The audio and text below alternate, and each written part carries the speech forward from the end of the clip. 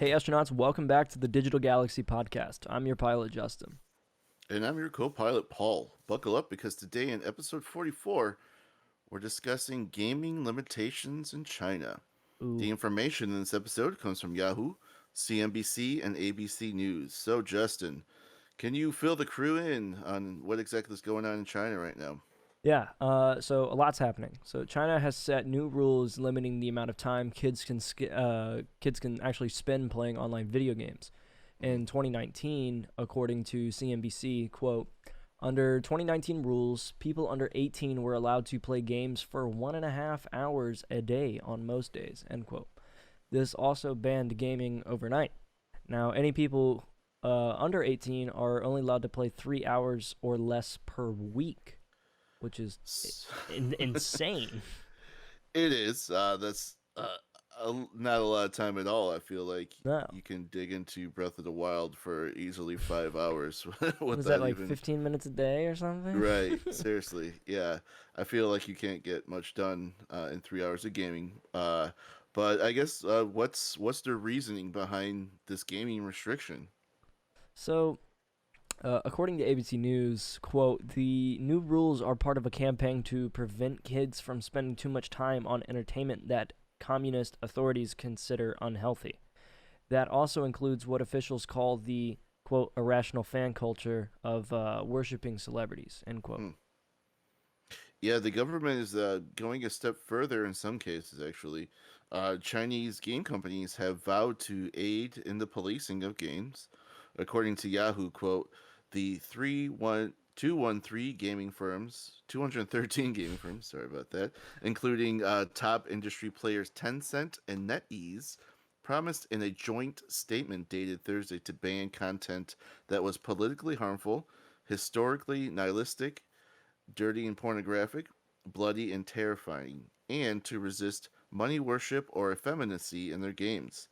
So not only are they trying to censor for violence or pornographic aspects of video games, they're actually trying to prevent children under 18 seeing male video game characters that are too effeminate in their eyes.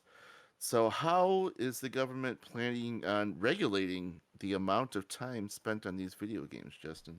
So the companies have already stepped up restrictions on minors, with Tencent rolling out a facial recognition, quote, midnight patrol Yikes. function in July to root out children, basically pretending they're adults to get Mm-hmm. around the curfew. So game developers are using facial recognition tools to monitor who is playing. They will kick them off the game if they've been playing for too long. Wow. Midnight Patrol sounds terrifying. Yeah. If that's just what they're calling their function. But can you imagine like having to like you can't even like look at a Nintendo Switch or whatever gaming system you have because it has a camera on it, and you might get kicked off because your face is being recognized. Yeah, that's Like insane. it's yeah, I cannot imagine. But how are the parents actually responding to this new game edict?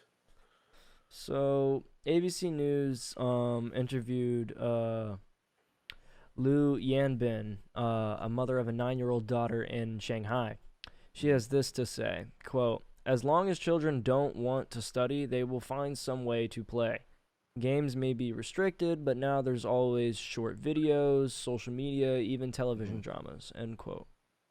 Yeah, I mean, so they're gonna find a way to not do Yeah. homework like any other kid, I guess, would try to do. Um, but like another parent that was interviewed in the same interviews you mentioned says, "quote Sometimes due to work, parents may not have time to pay attention to their children, and that's why many kids turn to games to spend time." Parents must be willing to help children cultivate hobbies and interests so that they can develop in a healthy manner. End quote. Yeah, the gaming limits currently in China are an hour between 8 p.m. and 9 p.m. on Friday, Saturday, and Sundays for most weeks. So not even during the week. Not even during the week. You just got to figure it out. Yeah. Yep. That's Wow. wow. That's definitely a little out there, but hey, it's crazy.